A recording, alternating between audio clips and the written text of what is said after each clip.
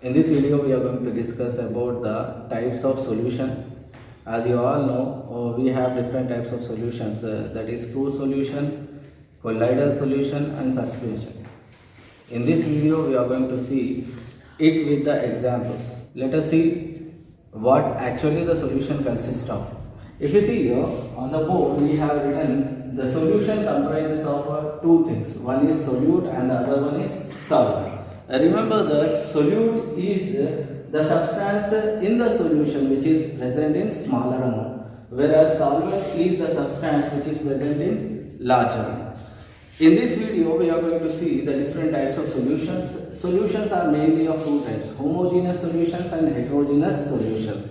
Homogeneous solutions are those solutions in which the particles are evenly distributed. True solution, homogeneous solution can also be considered as true solution because the particle size of this solute in this solution is very small.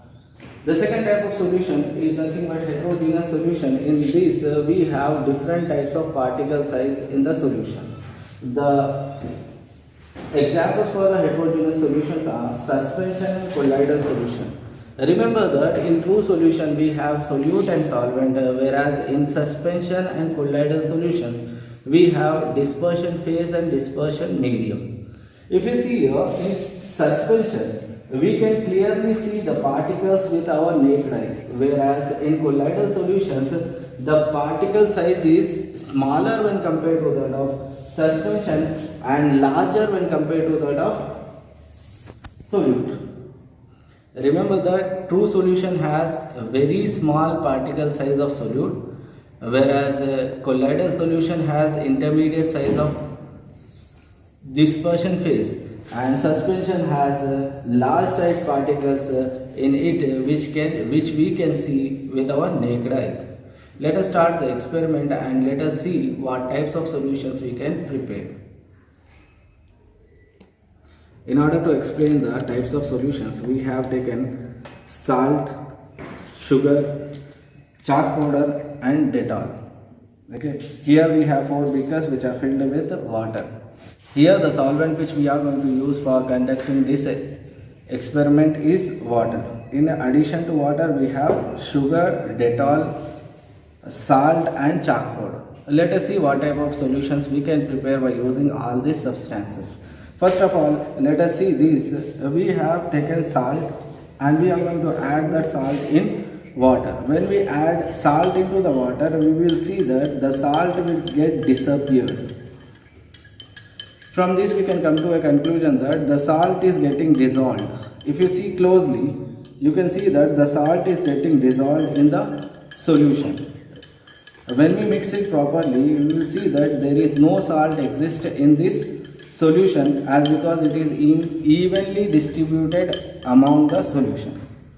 The second thing, we can take the sugar and when we mix this sugar into water, we will see that the sugar is also evenly distributed among the water. If we mix it well for some time, we will see that the sugar will completely dissolve in water. The third thing which we are going to take is nothing but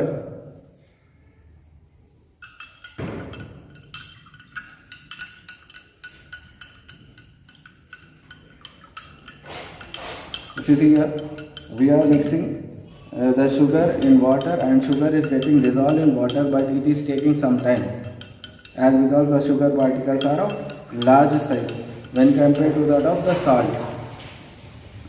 Now in the third solution, we are going to add the chalk powder. If you see here, we have the chalk powder here. When we add this to this,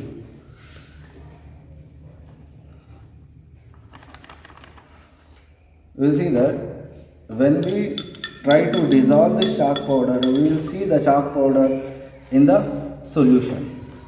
You can see the particles are moving and the chalk powder is getting deposited at the bottom. Okay. And the last thing is nothing but, in the previous video also we have seen the diffusion. This is nothing but Dettol. We are adding the Dettol in water. When we add Dettol in water, you will see that it is spreading all over the water slowly, and the color is changing, and this is nothing but diffusion. And in this also you will see the clear solution.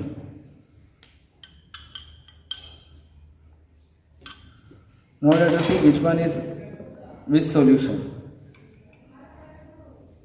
So see here, this is nothing but Dettol. This is evenly distributed in the water, and we can't see the particles in this. If you see here, the first one is nothing but salt solution.